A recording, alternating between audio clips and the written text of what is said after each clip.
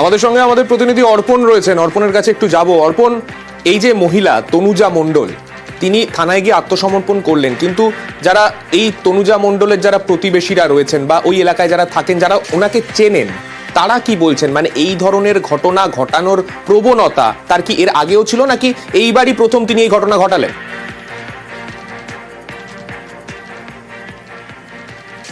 না, এর আগেও তার এক সন্তানকে তিনি খুন করেছেন এমনটাই অভিযোগ করছেন এলাকার মানুষজন। কিন্তু তখন এই বিষয়টা প্রকাশ পায়নি, তার একটাই কারণ, তার যে ছোট ছেলে ছিল তার বয়স মাত্র 8 মাস, তখন সেই ছোট ছেলে মারা যায়। এবং তখন তনুজা জানান যে শরীর খারাপ হয়েছিল এবং তিনি বেশ কিছুদিন, যেহেতু তার ছেলে মারা গিয়েছে, কারোর সঙ্গে তেমন একটা কথা বলতেন না।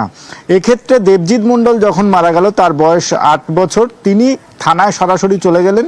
প্রথমে তিনি জানতেন না নরেন্দ্রপুর এবং সোনারপুর থানার মধ্যে কোন থানাতে সে তার বাড়ির আন্ডারে পড়ছে। প্রথমে সোনারপুরের থানার পুলিশের কাছে তিনি চলে যান এবং সেখানে গিয়ে জানান তার ছেলেকে তিনি খুন করেছেন। এবং পরিবারের লোকজন যখন সময় গড়াচ্ছে, ছেলে যখন বাইরে বেরোয়নি, তখন পরিবারের অন্যান্য সদস্য, তার কাকা গিয়ে তাকে ডাকাডাকি করে এবং ঘরের মধ্যে দেখে যে খাটের মধ্যে শোয়ানো রয়েছে এবং তার গলায় দাগ রয়েছে, কালো একটি স্পট দাগ রয়েছে এবং মুখে আঁচড়ানোর দাগ রয়েছে। এবং তার কিছুক্ষণের মধ্যেই দেখা যায় তার মা পুলিশের সঙ্গে বাড়িতে আসছেন, অর্থাৎ পুলিশকে গিয়ে জানান যে তার ছেলেকে খুন করেছে এবং পুলিশ সঙ্গে সঙ্গে তার মাকে নিয়ে ছেলের দেহ উদ্ধার করে আজ দেহ ময়নাতদন্তের জন্য পাঠানো হয়েছে। পাশাপাশি তার মাকে, তনুজা মণ্ডলকে গ্রেপ্তার করে বারুইপুর মহকুমা আদালতে আজকে পেশ করা হবে।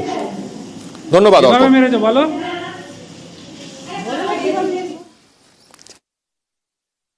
এই তুমি ছেলেকে মেরেছো?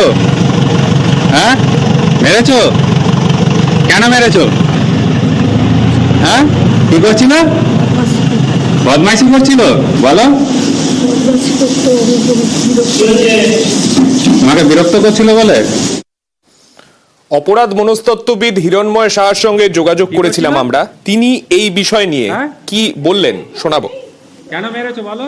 মোটিভ একটাই, মা কোনো না কোনো রকম মানসিক অবসাদ বা মানসিক অসুস্থতায় ভুগছিলেন। অনেক মানসিক অসুখ আছে যেখানে মানসিক ভাবে খুব ইরিটেবল হয়ে যায়, চিৎকার চেঁচামেচি, দুষ্টুমি বদমাইশি একদম ভালো লাগে না।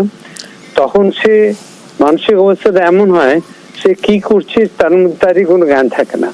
এবং এটা একদম নিঃসন্দেহভাবে বলা যায় যে মা কোনো মানসিক অসুস্থতার মধ্যে ছিলেন, তা না হলে এরকম হতে পারে না।